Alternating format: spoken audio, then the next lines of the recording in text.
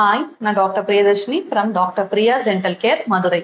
நம்ம பற்களையும் வாயவும் சுத்தமா மெயின்டைன் பண்ணணும் அப்படின்னு முடிவு பண்ணதுக்கு அப்புறமா நமக்கு வர்ற முதல் டவுட் எந்த டூத் பேஸ்ட் யூஸ் பண்ணலாம் அப்படிங்கிறது தான். ஒரு டூத் பேஸ்ட்டை நீங்க சூஸ் பண்ணும்போது அந்த டூத் பேஸ்டோட தேவை என்ன அப்படிங்கறத நீங்க ஃபர்ஸ்ட் யோசிக்கணும்.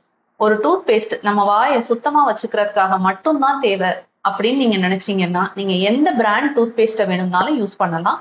அதுல எந்த பிளேவர் இருந்தாலும் நீங்க கவலைப்பட வேண்டிய அவசியம் இல்லை.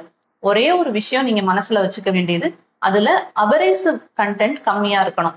அபரேசிவ் கண்டென்ட்னா என்ன அப்படின்னா, அந்த டூத் பேஸ்ட் நம்ம பல்லுல உராயும் தன்மை கம்மியாக இருக்கணும்.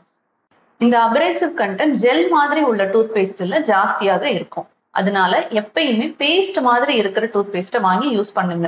இது போக நீங்க சென்சிட்டிவிட்டிக்காகவோ இல்ல பல் சொத்தை வராமல் தடுக்கிறதுக்காகவோ நீங்க டூத் பேஸ்ட் வேணும் அப்படின்னு நினைச்சீங்கன்னா உங்க டென்டிஸ்ட பார்த்து அதுக்கான ஸ்பெசிபிக் கெமிக்கல் ஏஜென்ட் ஆட் பண்ண மெடிக்கலி அப்ரூவ்டு டூத் பேஸ்ட்டை வாங்கி யூஸ் பண்ணுங்க. அது மட்டும்தான் உங்களுக்கு ப்ராமிசிங் ரிசல்ட்ஸை கொடுக்கும்.